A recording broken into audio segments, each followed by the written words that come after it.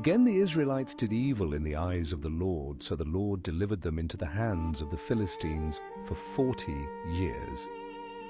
A certain man of Zorah, named Manoah from the clan of the Danites, had a wife who was childless, unable to give birth. The angel of the Lord appeared to her and said, "You are barren and childless, but you are going to become pregnant and give birth to a son. Now see to it that you drink no wine or other fermented drink, and that you do not eat anything unclean. You will conceive and give birth to a son. He is to be set apart from God from birth. No wine, no unclean food, and no razor must touch his head. He will begin to deliver Israel from the hand of the Philistines." Then Manoah took a young goat, together with the grain offering, and sacrificed it on a rock to the Lord. And the Lord did an amazing thing while Manoah and his wife watched. As the flame blazed up from the altar toward heaven, the angel of the Lord ascended in the flame. Seeing this, Manoah and his wife fell with their faces to the ground. The woman gave birth to a boy and named him Samson. He grew, and the Lord blessed him, and the Spirit of the Lord began to stir him while he was in Mahaneh-dan, between Zorah and Eshtaol. One day Samson went down to Timnah, and there he saw a young Philistine woman. When he returned home, he said to his father and mother, "I have seen a Philistine woman in Timnah. Now get her for me as my wife." But his father and mother replied, "Is there not an acceptable woman among your relatives or among all our people? Must you go to the uncircumcised Philistines to take a wife?" Yet Samson said to his father, "Get her for me. She is the right one in my eyes." His parents did not know that this was from the Lord, for the Lord was seeking an opportunity to confront the Philistines, for at that time they ruled over Israel. So Samson went down to Timnah together with his father and mother. As they approached the vineyards of Timnah, suddenly a young lion came roaring toward him. The Spirit of the Lord came powerfully upon him, so that he tore the lion apart with his bare hands, as he might have torn a young goat. But he told neither his father nor his mother what he had done. Then he went down and talked with the woman, and he liked her. Some time later, as he returned to marry her, he turned aside to see the lion's carcass, and in it was a swarm of bees and some honey. He scooped the honey with his hands, eating as he went. When he came to his parents, he gave some to them, and they ate also, but he did not tell them that the honey had come from the carcass of a lion. His father went down to see the woman, and Samson prepared a feast there, as was customary for young men. When the people saw him, they provided 30 companions to be with him. Samson said to them, "Let me now put forth a riddle. If you can answer it within the 7 days of the feast, I will give you 30 linen garments and 30 changes of clothes. But if you cannot answer it, then you shall give me the same." They said, "Tell us your riddle." And he said, "Out of the eater came something to eat. Out of the strong came something sweet." For 3 days they could not solve the riddle.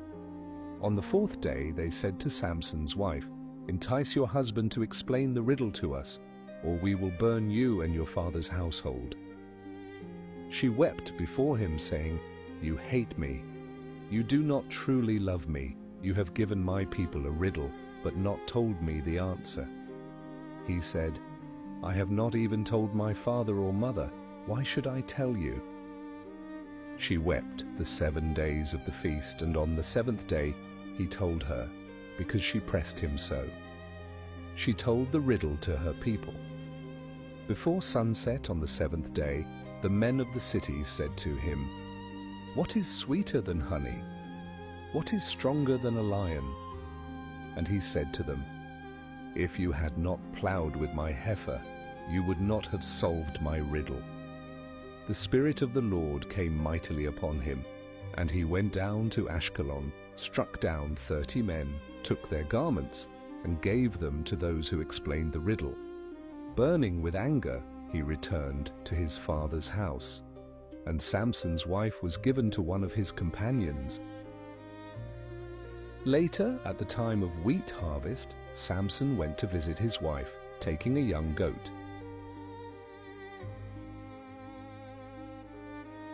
But her father said, "I thought you hated her, so I gave her to your companion. Is not her younger sister more beautiful? Take her instead." Samson replied, "This time I will be blameless when I harm the Philistines." So he caught 300 foxes, tied them tail to tail in pairs, fastened a torch to each pair, lit the torches, and released them into the standing grain of the Philistines. He burned up their shocks, standing grain, vineyards, and olive groves. The Philistines asked, "Who did this?" They were told, "Samson, because his wife was given to his companion." So they went and burned her and her father to death. Samson said, "Since you have acted like this, I will not stop until I have my revenge." He attacked them viciously and slaughtered many. Then he went down to live in the cave in the rock of Etam. The Philistines came up and camped in Judah. 3,000 men of Judah went to the cave and said, "Do you not know the Philistines rule over us? What have you done?"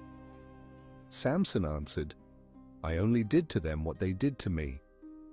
They said, "We have come to bind you and hand you over." He said, "Swear to me you will not kill me yourselves." They agreed, bound him with 2 new ropes, and led him up from the rock. As he approached Lehi, the Philistines came shouting toward him. The Spirit of the Lord came powerfully upon him. The ropes became like burned flax, and his bonds dropped from his hands. Finding the fresh jawbone of a donkey, he struck down 1,000 men. Because he was very thirsty, he cried out to the Lord, "You have given your servant this great victory. Must I now die of thirst and fall into the hands of the uncircumcised?"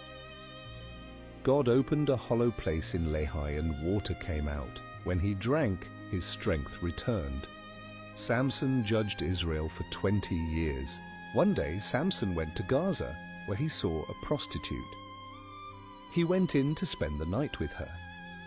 The people of Gaza were told, "Samson is here." So they surrounded the place and lay in wait for him all night at the city gate. They made no move during the night, saying, "At dawn we'll kill him." But Samson lay there only until the middle of the night. Then he got up and took hold of the doors of the city gate, together with the 2 posts, and tore them loose, bar and all. He lifted them to his shoulders and carried them to the top of the hill that faces Hebron.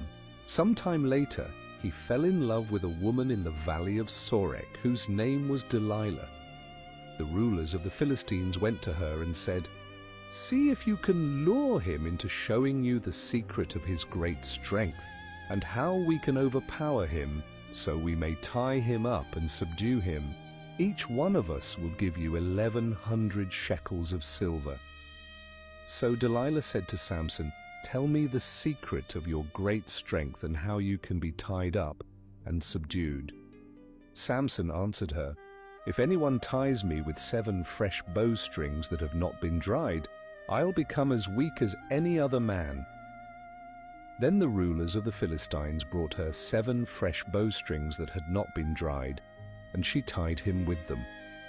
With men hidden in the room, she called to him, "Samson, the Philistines are upon you." But he snapped the bowstrings as easily as a piece of string snaps when it comes close to a flame. So the secret of his strength was not discovered.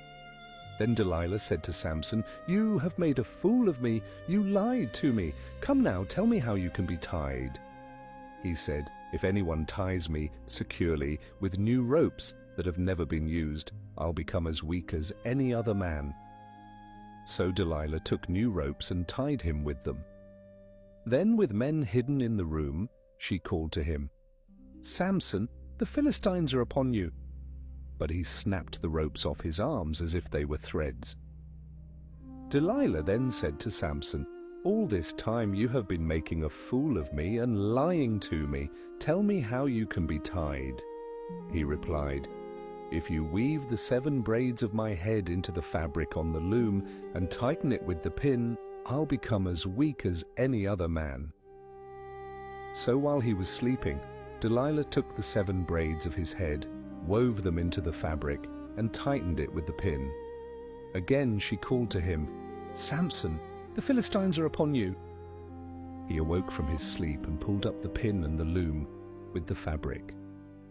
Then she said to him, "How can you say, 'I love you,' when you won't confide in me? This is the 3rd time you have made a fool of me, and haven't told me the secret of your great strength." With such nagging she prodded him day after day until he was sick to death of it. So he told her everything.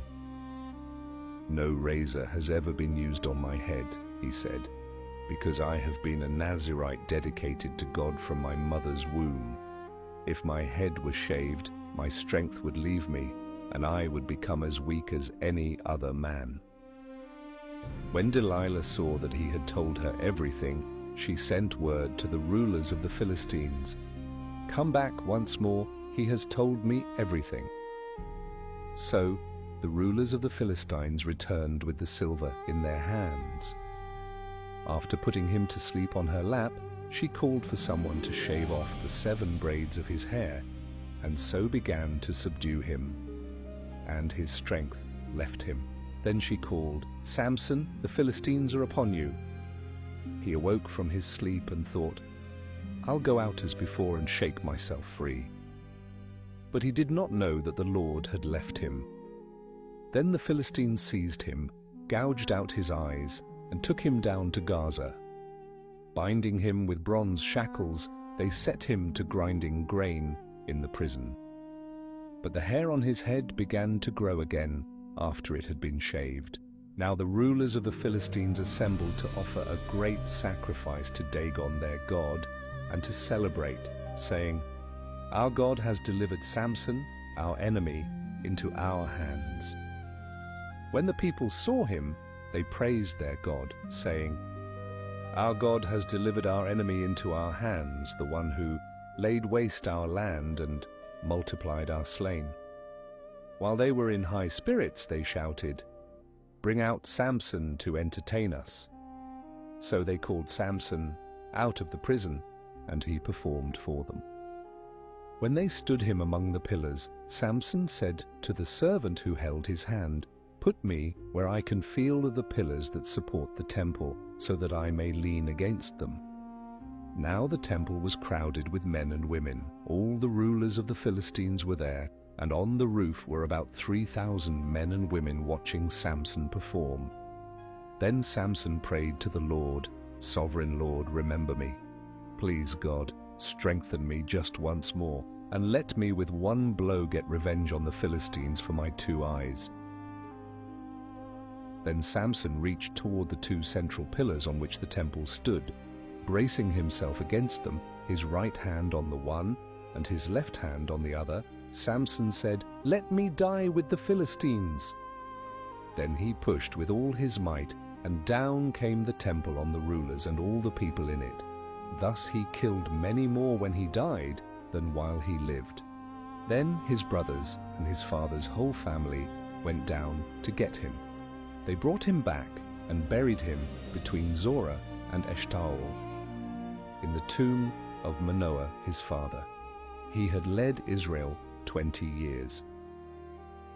The story of Samson is not just about great strength or mighty victories. It is a reminder that every gift we have comes from God and must be used for His purpose, not our own desires.